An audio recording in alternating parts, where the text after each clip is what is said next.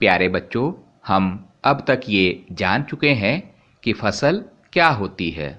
जब एक ही किस्म के पौधे किसी स्थान पर बड़े पैमाने पर उगाए जाते हैं तो इसे हम फसल कहते हैं।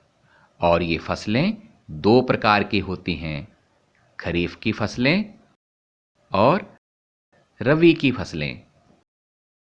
हम ये भी जान चुके हैं कि कौन सी फसल खरीफ की फसल होती है और कौन सी फसल रबी की फसल होती है। फिर हम जान रहे थे फसल की पद्धतियों के बारे में, जिसमें सबसे पहले है मिट्टी को तैयार करना। परंपरागत तरीके से हल और बैलों की सहायता से मिट्टी को तैयार किया जाता था, जो बहुत ही धीमा प्रोसेस था। इसके अलावा हम कुदाली की सहायता से भी मिट्टी को फसल बोने के लिए तैयार कर सकते हैं।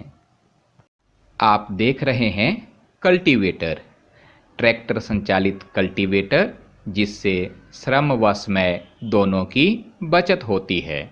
Cultivator nowadays plowing is done by tractor driven cultivator. The use of cultivator saves labor and time. थोड़े से ही समय में ट्रैक्टर बहुत बड़े खेत की मिट्टी को ढीला कर देता है, जिससे वह बीज बोने के लिए तैयार हो जाती है।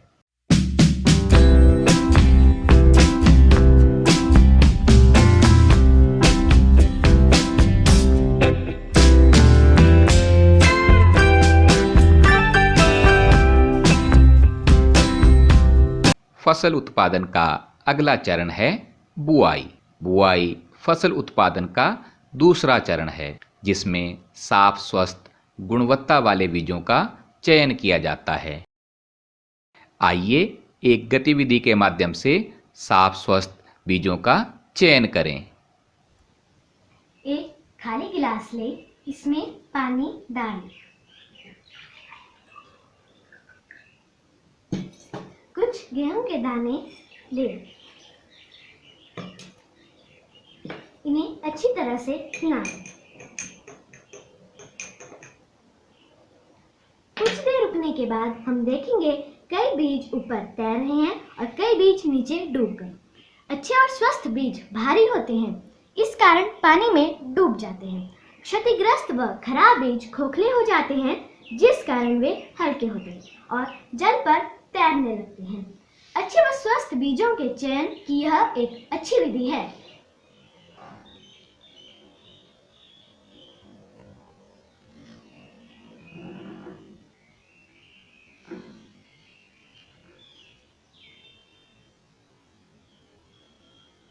बीज बोने का परंपरागत औजार। इस औजार में बीजों को कीप के अंदर डालते हैं, जिससे ये बीज नुकीली कीलों वाले पाइप से गुजरकर एक एक करके मिट्टी में स्थापित होते जाते हैं। Let us understand traditional tools of sowing. The tool used traditionally for sowing seeds is shaped like a funnel. The seeds are filled into the funnel, passed down through 2 or 3 pipes having sharp ends. These ends pierce into the soil and place seeds one by one there. आजकल tractor संचालित seed drill का उपयोग होता है, जो बीजों को समान दूरी व गहराई तक पहुंचा देता है। इससे समय व श्रम दोनों की बचत होती है। Nowadays, the seed drill is used for sowing with the help of tractors. This tool sows the seeds uniformly at proper distances and depths. It ensures that seeds gets covered by the soil after sowing. This prevents damage caused by birds. Sowing by using a seed drill saves time and labor. Seed drill से बीज मिट्टी में अच्छे से ढक जाते हैं, जिससे पक्षियों द्वारा होने वाले नुकसान से बच जाते हैं। अगला चरण है खाद एवं उर्वरक को मिलाना। वे पदार्थ जिन्हें मिट्टी में पोषक स्तर बनाए रखने के लिए मिलाया जाता है, उन्हें हम खाद एवं उर्वरक कहते हैं। मिट्टी फसल को खनिज पदार्थ प्रदान करती है। यह पोषक पौधों की वृद्धि के लिए बहुत आवश्यक हैं। Next step is manure and fertilizers. The substances which are added to the soil in the form of nutrients for the healthy growth of plants are called manure and fertilizers. बच्चों, फसलों के लगातार उगाने से मिट्टी में कुछ पोषक तत्वों की कमी हो जाती है। इस क्षति को पूरा करने के लिए किसान खेतों में खाद देते हैं। खाद एक कार्बनिक पदार्थ है जो कि पौधों या जंतु अपशिष्ट से प्राप्त होती है, यानी गले सड़े पौधों या जंतुओं के गोबर आदि से प्राप्त होती है। Continuous growing of crops makes the soil poorer in certain nutrients. Therefore, farmers have to add manure to the fields to replenish the soil with nutrients. This process is called manuring.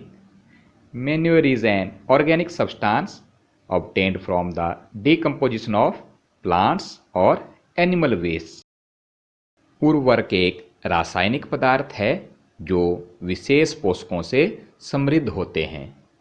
उर्वरकों का उत्पादन फैक्ट्रियों में होता है। उदाहरण के लिए urea, ammonium sulphate, super phosphate, potash, nitrogen, phosphorus, potassium इत्यादि।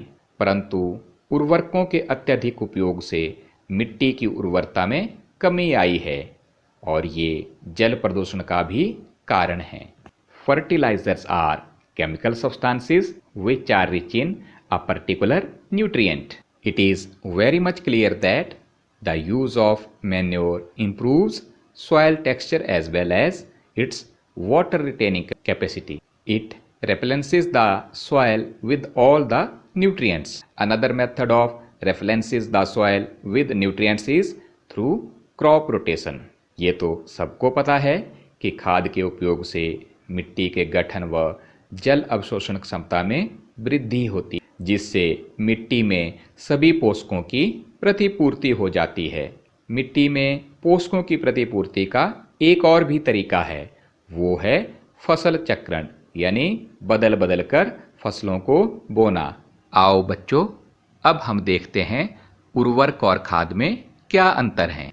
उर्वरक एक मानव निर्मित लवण है, जबकि खाद एक प्राकृतिक पदार्थ है जो गोबर एवं पौधों के अवशेष के विघटन से प्राप्त होता है। उर्वरक का उत्पादन हम फैक्ट्रियों में करते हैं, जबकि खाद खेतों में बनाई जा सकती है। उर्वरक से मिट्टी को ह्यूमस प्राप्त नहीं होती, जबकि खाद से मिट्टी को ह्यूमस प्रचुर मात्रा में प्राप्त होती है। उर्वरक में पादप पोषक जैसे कि नाइट्रोजन, फास्फोरस और पोटेशियम आदि की प्रचुरता होती है, जबकि खाद में पादप पोषक तुलनात्मक रूप से कम होते हैं। Let us differentiate between fertilizer and manure.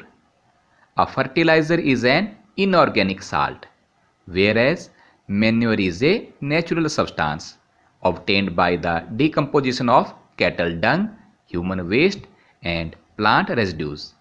A fertilizer is prepared in factories, whereas manure can be prepared in the fields. A fertilizer does not provide any humus to the soil, while manure provides a lot of humus to the soil. Fertilizers are very rich in plant nutrients like nitrogen, phosphorus, and potassium, whereas manure is relatively less rich in plant nutrients.